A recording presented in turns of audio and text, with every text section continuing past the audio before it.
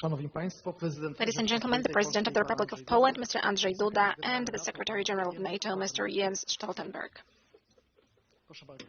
Mr. President, the floor is yours. Ladies and gentlemen, a very warm welcome to Belweder in connection with a visit paid by Mr. Jens Stoltenberg, Secretary General of NATO of the North Atlantic Alliance. I'm delighted that Mr. Secretary General, along with his delegation, are here with us today, and that we were able, before the B9 meeting, the meeting of the so-called Bucharest 9, the NATO countries of Central Europe, and before NATO summit in Brussels, that we had an opportunity to discuss about those important or most important issues from the perspective of the upcoming meetings and also from the perspective of the actions that will be taken by NATO in the upcoming years. I'm also very happy that we were able to discuss the current situation as it looks. I'm delighted that Mr. Secretary General is with us today. First and foremost, the primary reason for his coming to Warsaw is the NATO Parliamentary Assembly, which is taking place at the seat of the Polish Parliament. Ladies and gentlemen, we discussed things most important for the upcoming summit. There are no discrepancies in our positions. We are on the same page with Mr. Secretary General in terms of all the main goals which the alliance should be trying to achieve in the upcoming years. We agree on a certain profile that has been adopted. We are pleased that the decisions taken at the Wales and at the Warsaw summits in 2016 are being dynamically implemented, especially looking from the Polish perspective. We are pleased to have allied troops as part of the enhanced forward presence here, that the decisions of the Warsaw summit in this respect have been implemented. And today, in the context of the upcoming NATO summit in Brussels, we have to think about next decisions which will be taken there as far as the efficiency of the functioning of NATO is concerned. In other words, we have to discuss the response which will take place after the potential engagement, military engagement of enhanced forward presence forces, to have them reinforced by more forces. In order to achieve that, we need to undertake adaptive measures within NATO, and decisions should be taken in this area at the upcoming summit. There is an initiative which we also raised during our discussions today with Mr. Secretary General, 4 by 30. This initiative concerns this particular element they mentioned, and we as Poland, I declared that we stand ready to join this initiative, that we are ready to implement that together. We also discussed the establishment of the so-called Land Component Command. We flagged out to Mr. Secretary General before, but also today we repeated very strongly that we would be glad if the Land Component Command was established here in our part of Europe, in the city of Szczecin, where today we have the multinational Corps Northeast headquarters, which is part of NATO, and there is Poland, Denmark, and Germany involved as framework nations in that Corps. We believe that on the basis of this element, also the Land Component Command could be established in Szczecin as part of the NATO command reform, command structure reform. And we hope that the decisions in this respect will be taken this year. Ladies and gentlemen, I also express my gratitude to Mr. Secretary General for his great engagement and his efforts made to maintain the Euro-Atlantic unity and cohesion within NATO. And I would like to make sure that the upcoming summit in Brussels gives a clear message of the unity, that the unity will be kept, not only for our security, but also for the Euro-Atlantic security, for the security of NATO as a whole, of all the states together and of every individual state. Ladies and gentlemen, another topic on our agenda was about increasing European defense capabilities. That is also concerned with funds allocated to that goal. We fulfill the obligations and decisions, which means that we allocate at least 2% of GDP per year on military security. As you know, ladies and gentlemen, last year we adopted a law in Poland which is already binding. According to that law, by 2030 we are going to spend our defense spending to 2.5% of GDP. For sure, we are going to try and mobilize our allies to also reach that standard as well. We will also raise the issue of cooperation between NATO and Ukraine and NATO and Georgia. This is also the element which we discussed in our conversation with Mr. Secretary General. I hope that there will be a possibility of convening a meeting, NATO Ukraine and NATO Georgia, that there will be commissions convened at the appropriate ministerial level. This is the issue of decisions which will be taken in the run-up to the NATO summit. For sure, we are also going to raise these issues during the meeting of the B9, Bucharest 9, because actually this issue concerns every single of our states as it concerns security. So that is for sure something that we're going to discuss. We also raised in our conversations the infrastructure, the development of road networks, of railway networks, from the perspective of enabling military mobility, fast movement of armed forces among our countries in Eastern Europe and also along the West-East axis. So these were the topics on the list, the topics that we raised in our discussions with Mr. Secretary General. We had more than an hour-long meeting. Thank you, Mr. President. And now over to Mr. Secretary General of NATO, Mr. Jens Stoltenberg. Thank you so much, President Duda, dear Andrzej. It's great to be back here in Warsaw and to meet you again. And Poland was the first country I visited when I became Secretary General back in 2014. I've been back many times since then, including for our landmark summit here in Warsaw in July 2016. And I really appreciate to be here because Poland is a very strong ally. You participate and contribute to our shared security and our collective defense in many different ways. You lead by example on defense spending, allocating 2% of GDP for defense. Poland is hosting one of the NATO battle groups, a US-led battle group here in Poland, but you're also contributing to another battle group, the one we have in Latvia.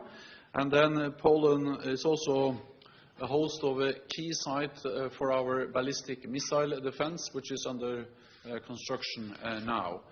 I would also like to thank Poland for the many contributions you are making to different NATO missions and operations in Afghanistan, but also for the training activities that NATO conducts in Iraq. And this is about fighting terrorism. When our neighbors are more stable, we are more secure. We had the landmark summit in Warsaw in 2016. We are now preparing for the NATO summit in Brussels in July this year. And during our lunch meeting, we addressed several of the issues which will dominate that summit in July. First of all, deterrence and defense. We need to continue to make sure that NATO delivers credible deterrence and defense. This is partly about our increased presence in the eastern part of the alliance with the battle groups, and also the tailored-for presence in Romania and the Black Sea region. But it's also about our ability to reinforce quickly if needed. So as you mentioned, we are also now discussing different readiness initiatives, measures to increase the readiness of NATO forces so they can quickly move, quickly deploy if needed. We also discussed how NATO can combine deterrence defense with political dialogue with Russia. Russia is our neighbor. Russia is there to stay. So we need to continue to engage in dialogue with Russia. And this week we will have a new meeting of the NATO-Russia Council. I believe that these meetings of the NATO-Russia Council are important because they provide a framework for also discussing difficult issues, for instance, the crisis in and around Ukraine. Therefore, the NATO-Russia Council is a way to raise many different issues, including military transparency, risk reduction, but as also mentioned, Ukraine. And we have seen the consequences of the crisis in Ukraine, Russia's destabilizing efforts in eastern Ukraine, with the downing of MH17. And a few days ago, we received a report from the joint investigation team, and I agree with the Dutch government that Russia should admit responsibility for its part in the downing of the plane and also fully cooperate so we make sure that those who are responsible are held accountable. We also welcome the fact that NATO is now adapting our command structure. We will make decisions on that at our summit in July. We foresee that there will be 2 new commands, one command for Atlantic and one new command for what we call support. But we also discussed the issue of land component commands. That's an issue where we wait for military advice before we make the final decisions on where to allocate the land component commands. Let me also highlight that we are focused on the cooperation with the European Union. I welcome stronger EU efforts on defense. At the same time, it has been clearly stated by EU leaders and by European leaders that this is not about creating any alternative to NATO. This is about complementing NATO, strengthening the European pillar within NATO, and I agree that we need stronger EU efforts, stronger European efforts to also strengthen the transatlantic bond and improve the burden sharing. Lastly, I will mention that we at the summit also will address issues related to our partners in the East, Georgia and Ukraine, 2 close partners of NATO, and NATO will continue to provide political and practical support to Georgia and Ukraine because they are highly valued partners where NATO has an important role to play, and we will continue to support them. So once again, thank you so much for hosting me and my delegation here in Poland, and it's always a great pleasure to be here and to meet with you. Thank you. Dziękuję bardzo. Teraz jest czas na zadawanie pytań. Proszę bardzo, pierwsze pytanie. Now we'll take questions. Magdalena Wierzchowska, Polish television. My question is about increasing funds on defense because Poland fulfills this condition, but we also declared we have got appropriate law to increase defense spending.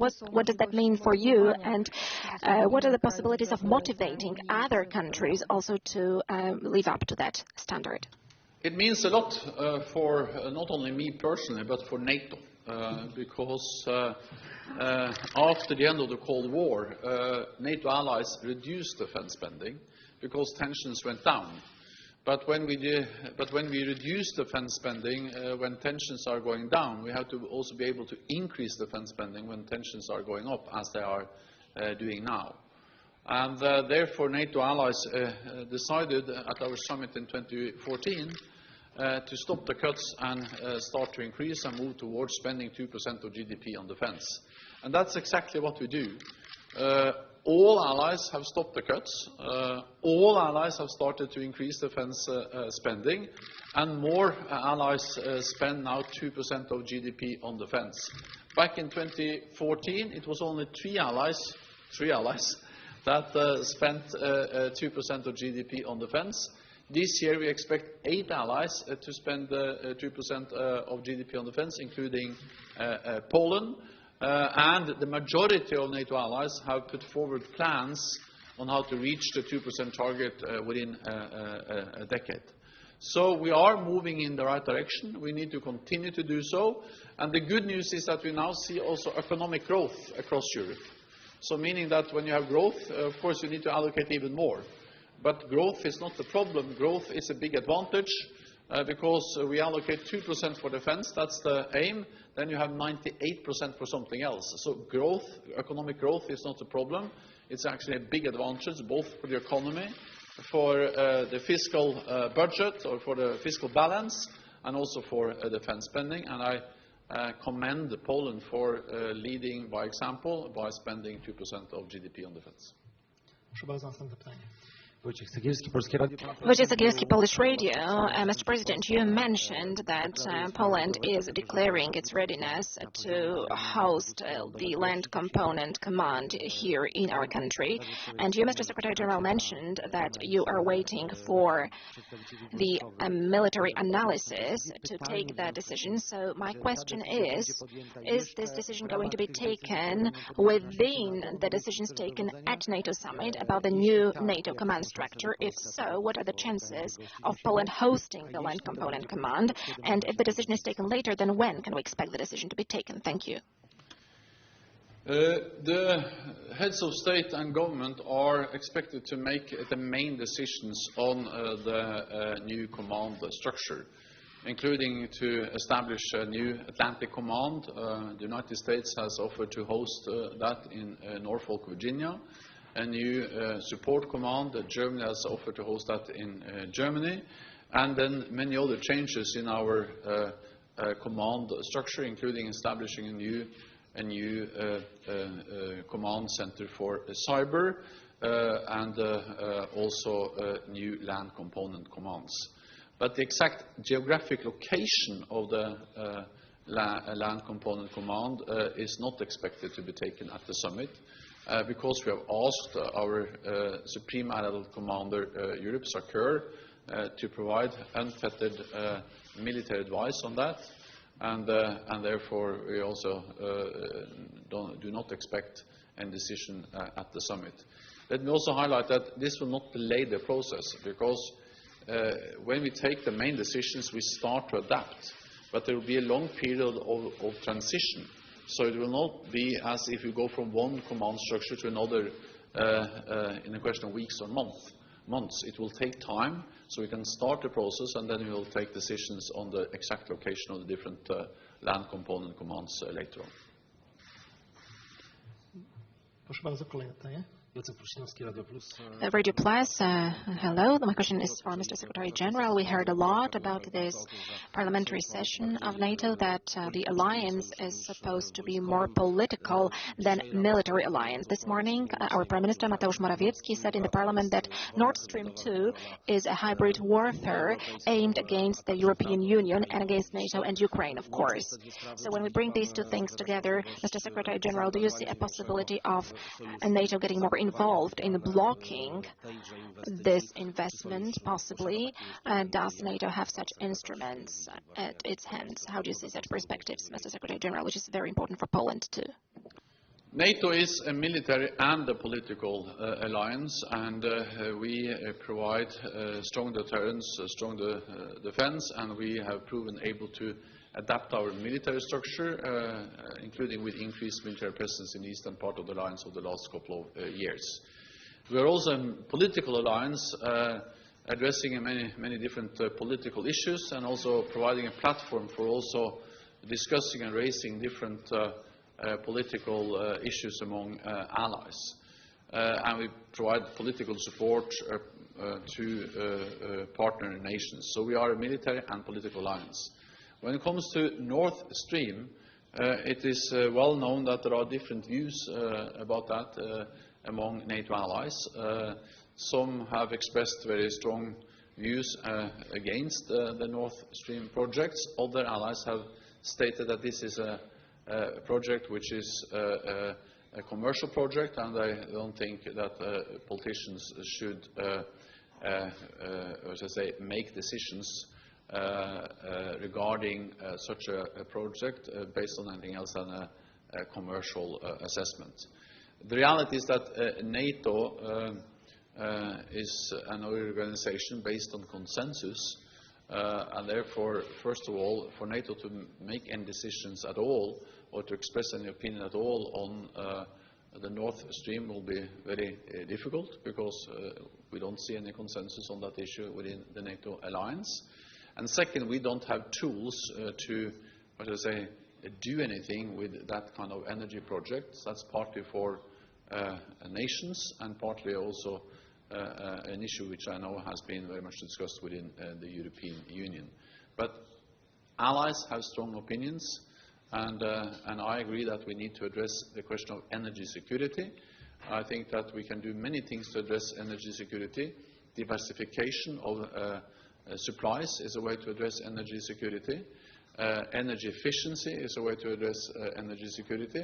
But also, of course, the fact that we see now investments in renewables helps to increase energy security in Europe because that means less dependence on imported energy.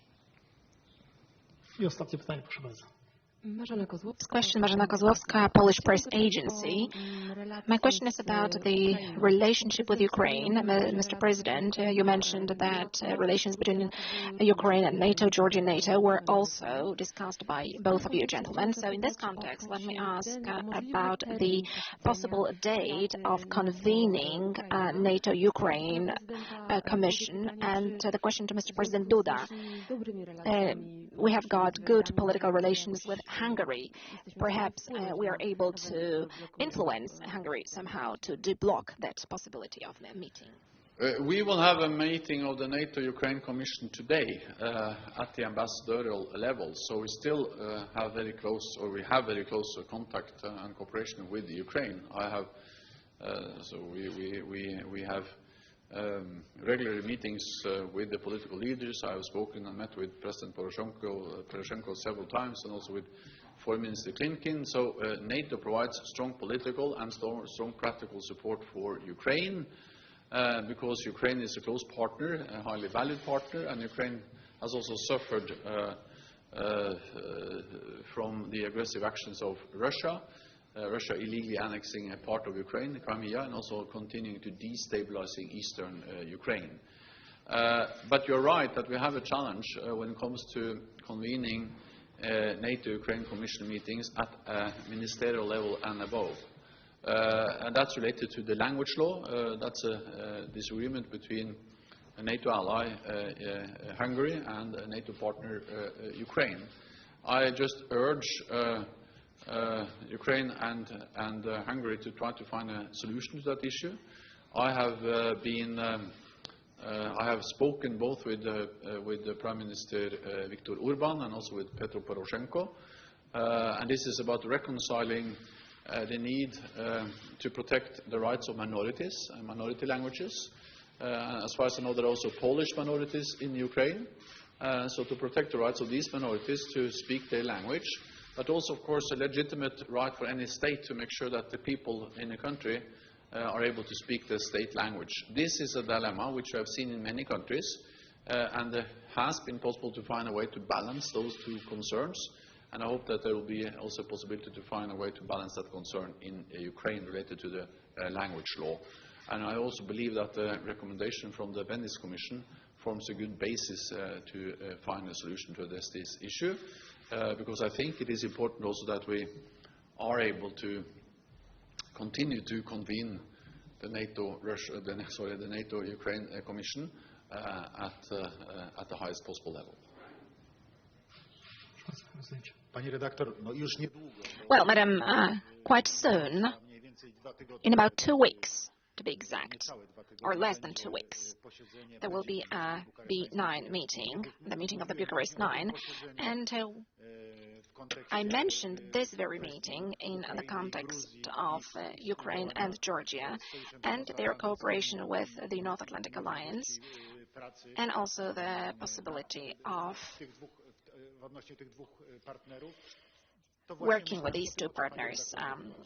When I was mentioning this issue, I was thinking exactly about what you asked in your question. For sure, during B9, we're going to discuss this issue with our Hungarian colleagues. Thank you, Mr. President. Thank you, Mr. Secretary General. Ladies and gentlemen, thank you very much. Thank you to the members of the delegation. Dziękuję Państwu. And thank you for your attention. Goodbye.